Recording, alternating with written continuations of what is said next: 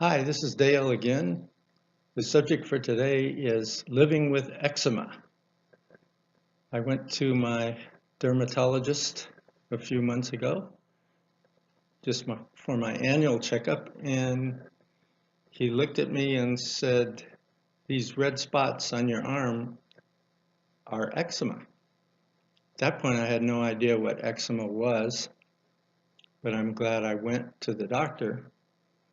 Eczema is a chronic skin disease. It's had by up to 8 million adults in the United States. 2 million of those which have it have a moderate to severe case. My case is not severe. It's mainly on my arms and legs. So, first of all, I want to talk about the possible causes of eczema and the possible causes of flare-ups of eczema. First of all, genetics is one of the causes of eczema, which obviously you can do nothing about. Other causes are dry skin, various types of soaps that are like lye soaps. Diet can cause eczema. Sun exposure and heat can cause eczema and or flares. Wool and synthetic fibers are not good. Cotton clothing is the best. Stress can cause flares of eczema. And really there are some unknown causes of eczema. There seem to be no cures for eczema. A lot of babies have eczema and they tend to grow out of it.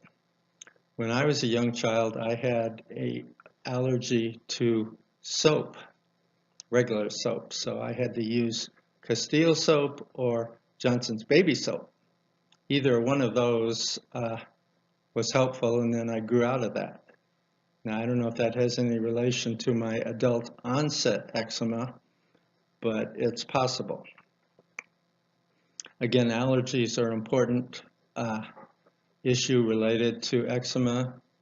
If you think you have it, in addition to a dermatologist, you might want to talk to an allergist and get skin tests. Now, there's various approaches to dealing with eczema, and I'll mention the two main ones that I've found on the internet and talking with people. Number one, it's holistic. Doctors will emphasize diet, stress, etc. as the cause of eczema and the cause for flares. Some dermatologists will recommend skin creams, moisturizers, steroid creams, whatever, to minimize the flares from eczema. So those are two different approaches, and I'm trying to take a little from both approaches. One of the things I deal with is diet. We all deal with diet. I think that I've tried to minimize dairy in my diet, eggs, inflammatory foods, and I've tried to increase foods such as wild-caught fish, fermented foods such as sauerkraut, pickles, kefir, which I don't eat, which is supposedly good. So there's a variety of foods that, in theory at least, will help with eczema. Again, eczema is a chronic disease with no real cure. Some people think it's related to autoimmune diseases such as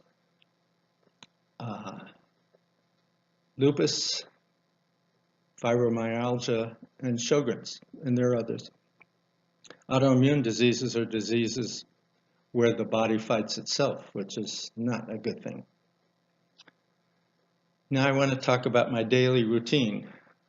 I typically take a shower in the morning with warm water, not hot water. And at the end of the shower, while my body is still wet, I put on baby oil.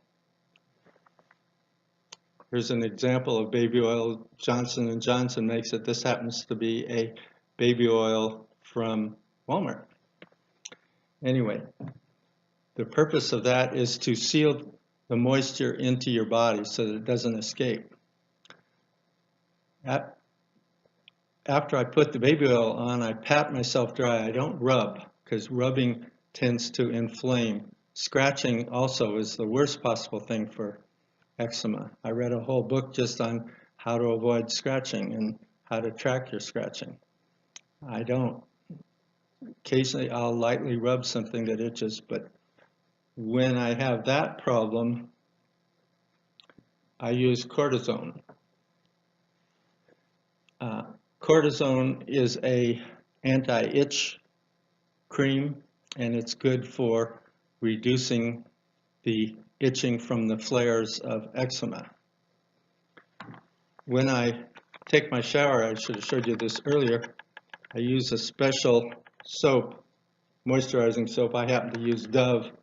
This is not an infomercial. I use Vaseline Intensive Care for moisturizing on my skin after my shower. You should only take one shower a day unless you use the swimming pool or hot tub a lot. Again, hot is not good for eczema, whether it's hot from water or hot from the sun exposure, etc. So when I go outside, I wear long sleeve shirts. I live in the high desert in Arizona, and I try to minimize in the summertime my both heat exposure and sun exposure. Dermatologists will also recommend and I'm not going to show the name of it, various steroid creams. Steroid creams have positive and negative effects. You can use them, they say, up to 3 weeks, and after that it can cause permanent skin thinning. So you have to follow the instructions of your dermatologist when you use steroid creams. So I use it sparingly, and I try to blend it in with cortisone and moisturizers and things of that nature. So again, this is a fairly new thing for me. I'm trying to deal with eczema. I've watched other videos of people with extreme eczema, and mine is relatively moderate in comparison. So I hope this information is helpful to you, and I'll be doing other videos on a variety of topics, including investing and what's going on in the world and gardening in the high desert, etc. Thank you very much for watching, and this is Dale.